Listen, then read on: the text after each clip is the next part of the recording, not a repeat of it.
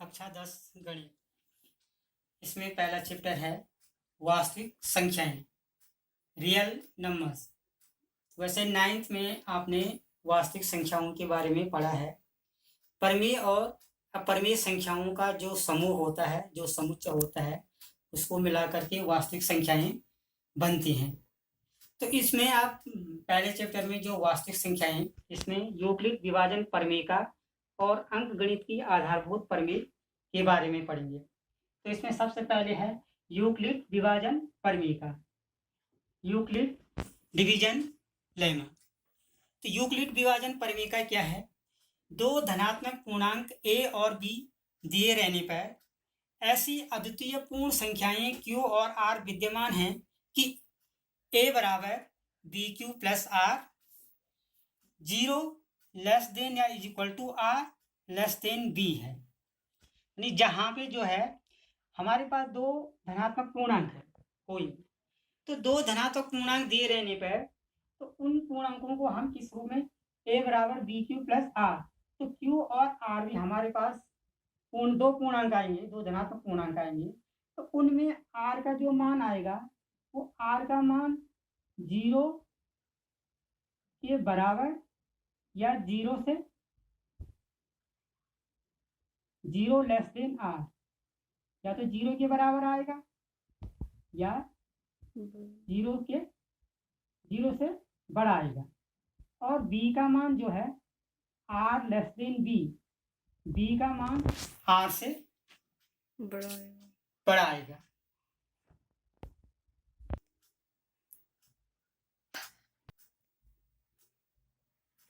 तो जहां पे a और b को हम इस रूप में लिख सकते हैं, a बराबर भाज्य b भाजक q भागफल और r शेषफल। तो दो धनात्मक पूर्णांक, इसमें a ग्रेटर देन b है, तो b का भाग a में देते हैं, b का भाग a में देते हैं, तो q बार भाग जाता है और यहाँ भाग देकर के जो मान आएगा इसके बाद r जो है शेषफल रह जाता है, शेषफल। तो इसको हम जो है इस रूप में भी लिख सकते हैं, भाज्य बराबर भाजक गुणा गए भागफल धन शेषफल। अब यहाँ पे इसका प्रयोग जो है यूक्लिड विभाजन प्रमेय का प्रयोग आपको किसमें करना है? तो यूक्लिड विभाजन प्रमेय का प्रयोग दो धनात्मक पूर्णांकों का एचसीएफ ज्ञात करने में, या कहीं कहीं पे तीन पूर्णांकों का एचसीएफ भी ज्ञात कर सकती है आप। तो एक बार में दो धनात्मक पूर्णांकों का एचसीएफ ज्ञात करना है। तो इसमें दो धनात्मक पूर्णांक, उसको यूक्लिड विभाजन प्रमेय का, और इसमें आता है यूक्लिड विभाजन एल्गोरिथम भी आता है। तो एल्गोरिथम क्या है? तो इसमें एक चरण से हल करने की प्रक्रिया होती है। जैसे एक कप चाय बनाना है, तो एक कप चाय बनाने की प्रक्रिया क्या है, या अपने साथी से फोन पे बात करना है तो उसकी प्रक्रिया क्या है, चरण सौ। तो ये इसके अंतर्गत आते हैं। अब इसमें दो संख्याओं का हम एचसीएफ ज्ञात करते हैं। तो यहाँ पे दो संख्याएं,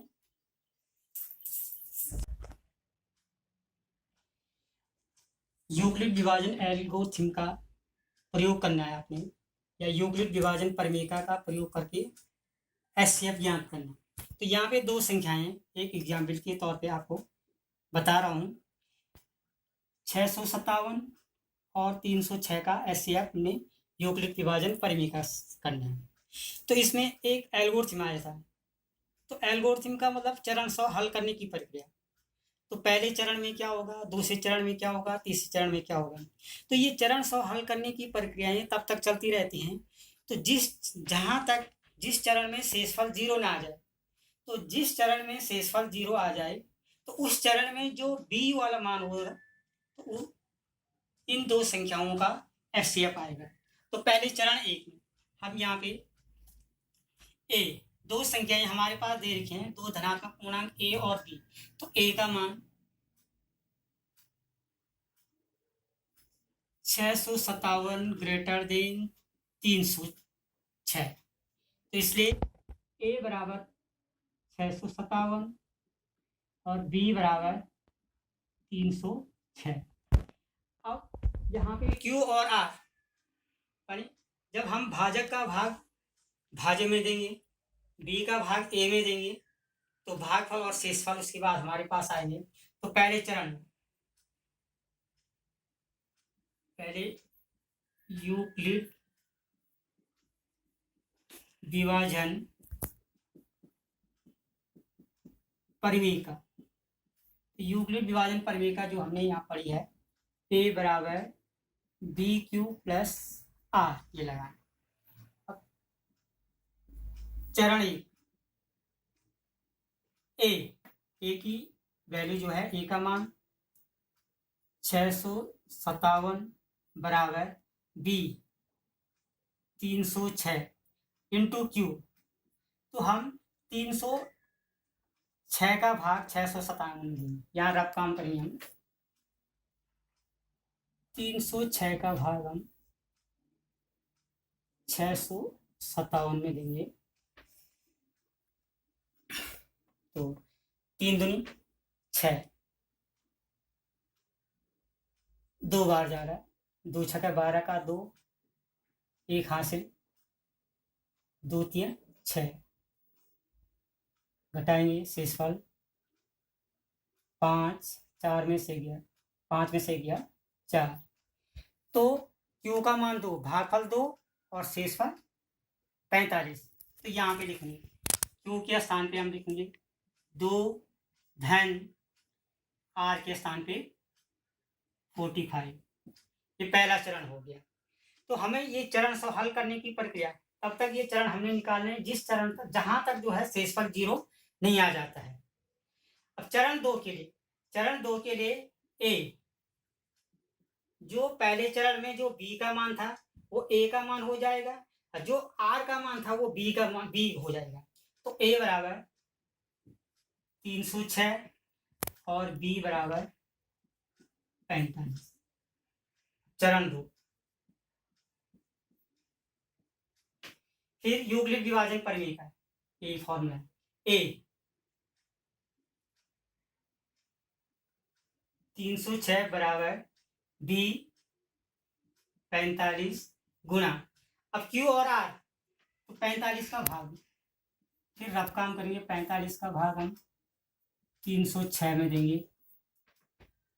तो 4 4 7 28, 7 7 5 35, ये ज़्यादा हो रहा इसलिए हम 6 बार देंगे, 6 बार, तो 6 5 30 का 0 और 6 6 24 27, यह है 3 हासिल 27, 6 का 6 10 10 में से 3 गया 7 गया, सॉरी 7 3 36 शेष है। तो यहाँ पे Q का मान आपके पास 6 आया और R का मान 36, तो यहाँ पे लिखेंगे A बराबर बी क्यू प्लस आर, तो बी क्यू 6 प्लस आर 36। फिर अभी इस चरण में शेषफल 0 नहीं आया। अब चरण 3, तो चरण 3 के लिए A का मान, A बराबर जो B है वो A का मान हो जाएगा। प्रत्येक अगले चरण के लिए जो पहले चरण में जो B का मान है तो उसके बाद वाले चरण के लिए वो A का मान हो जाएगा, और जो R का मान है वो B का मान हो जाएगा। तो A बराबर 45 और B बराबर 36। तो चरण 3, फिर यूक्लिड विभाजन परिमेयिका में मान रखनी A 45 is equal to B 36 into q. अब इसका भाग देना, 36 का भाग हम 45 में देंगे, तो एक बार गया 36, 15 से 6 9 6। तो क्यू का मान आया आपके पास 1 धन 8 9। फिर अभी भी इस चरण में शेषफल 0 नहीं है, तो अगले चरण के लिए a बराबर 36 और b बराबर 9। तो चरण 4। फिर यूक्लिड विभाजन परिमेय का आप लगाएंगे, तो यूक्लिड विभाजन परिमेय का फिर a बराबर बी क्यू प्लस आर, ए का मान 36 बराबर b 9 क्यू, फिर 9 का भाग आपने 36 में देंगे, 9 चौको 36 और शेषफल 0। तो 9 गुणा गई, क्यू का मान आया 4 धन 0। अब यहाँ पे देखो, अब इस चरण में शेषफल 0 आ गया, तो जिस चरण में जब हम चरण 100 हल करेंगे, तो जिस चरण में शेषफल 0 आएगा, तो उस चरण में जो b है, b वाला मान है, वो इन दो संख्याओं का एचसीएफ होगा। तो इसलिए यहाँ पे b का मान 9 आया, तो इसलिए 657 और 306 का HCF highest common factor is equal to 9। ये इसका आंसर आ गया। अब आपके पास प्रश्नावली 1.1 में जो पहली प्रश्नावली है, यूक्लिड विभाजन एल्गोरिथम का प्रयोग करके निम्नलिखित के एचसीएफ ज्ञात कीजिए। तो यूक्लिड विभाजन एल्गोरिथम परिमेय का यानी जो परिमेय है, एल्गोरिथम चरण 100 हल करने की प्रक्रिया, जो अभी आपको बताया, एक उदाहरण आपको दिया, हल किया यहाँ पे, तो उस उदाहरण के माध्यम से आपको यहाँ पे ये प्रश्न हल करनी है। ये प्रश्न मैं इसलिए दे रहा हूँ आपको, क्योंकि आप जिनके पास किताब नहीं होगी तो इन प्रश्नों को देख करके एचसीएफ ज्ञात कर सकते हैं। इसके अलावा आपको अतिरिक्त क्वेश्चन भी मिलेंगे जिसको तो उनको भी हल कर सकते हैं। धन्यवाद।